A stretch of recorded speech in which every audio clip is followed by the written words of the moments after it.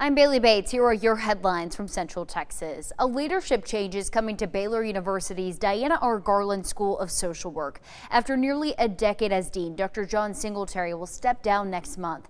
His departure comes just months after controversy over a rescinded LGBTQ+ research grant that sparked campus-wide conversations. After nearly 10 years at the helm of Baylor School of Social Work, Dr. John Singletary is stepping down as dean. According to the university officials, his last day will be October 15th. Provost Nancy Brickhouse says Singletary is transitioning back to the faculty to focus on interdisciplinary research. But the decision also comes after a time of controversy. In July, Baylor voluntarily rescinded a research grant tied to LGBTQ+ inclusion in churches. While the university has not confirmed any direct connection, the decision drew backlash from some in the Baylor community. One student who asked to remain anonymous in fear of academic repercussions said he is saddened by the news. I would say he lives out an incredibly Christian call, and that Christian call is inclusive, call to the marginalized. I know that's something that I've heard Dean Singletary talk about a lot, is our care and emphasis for the marginalized. And today, that looks like members of the LGBTQ+ community. The student went on to tell 6 News that the grant was going to the Center for Church and Community Impact program, which will now receive less funding, impacting queer Christians. The rate of suicidality among queer Christians is actually much higher than those of straight Christians. So the work that C3I was doing with the grant that Baylor originally rescinded was actually life-saving work. Spiritually, there are ways for members of the LGBTQ+ community to both be Christian and compassionate, and I wish Baylor was more interested in exploring how those two identities can merge. Well, 6 News did reach out to Dean Singletary for comment on this matter, but did not receive a call back. The Board of Regents at Texas A&M University has agreed to a settlement for outgoing President General Mark A. Welsh III. The decision was made during a meeting on Friday.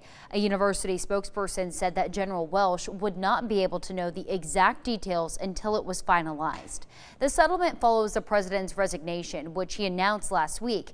His resignation came in the wake of a scandal over a viral student-professor confrontation over teaching gender identity. Anonymous social media pages are spreading across Central Texas high schools, including Belton ISD.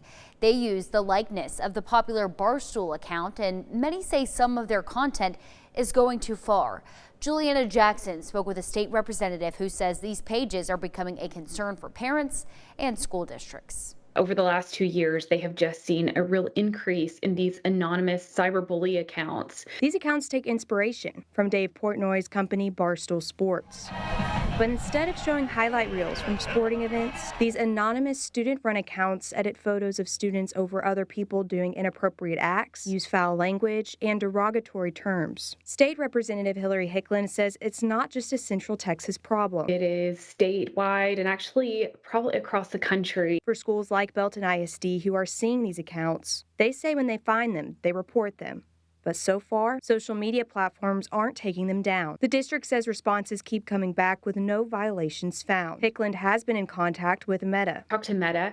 They talked about some of the efforts that they had taken where there are youth accounts with built-in protections parents might want to look into. And there's also partnership that they're working with schools, and I know some of our local schools are taking efforts to engage in those partnerships. She says the Texas legislature could consider more restrictions on social media for minors. We can't help families protect children, then the only way that we know how to deal with it legislatively is by restricting those companies. But Hicklin says parents can't wait for laws to change. Take hold of this and come up with solutions and tools for parents and families right now. Belton ISD says they will continue working with law enforcement when necessary regarding these anonymous pages. Parents can also report harmful accounts directly to social media platforms. Those are your headlines from Central Texas.